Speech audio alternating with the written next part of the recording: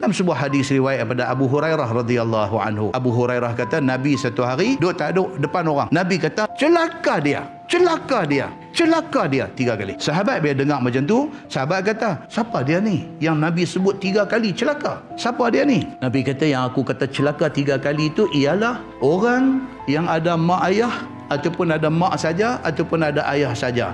Dan mak ayah ni dua-dua dah tua sangat dah, dua dah depan dia. Tapi malangnya mak pak dua ada ni sepatutnya itu boleh jadi punca dia masuk syurga, tiba-tiba dia tak boleh masuk syurga. Celaka orang ni.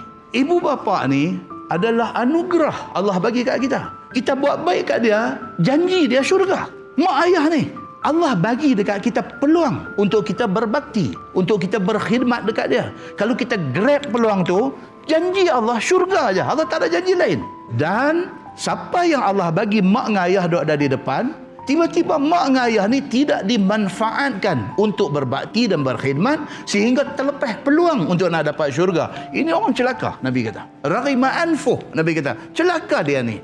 Arab ni bila dia kata raghima anf, maksudnya sembam hidung pergi ke tanah. Maksud dia celaka. Tak boleh terjemah kata sembam pergi ke hidung. Sembam pergi ke hidung. Kenapa benda? Raghima anf tu satu connotation yang membawa masuk celaka. Nabi ulang 3 kali celaka kepada siapa? Kepada orang yang ada mak ayah tapi tak ambil kesempatan untuk berbakti kepada mak ayah.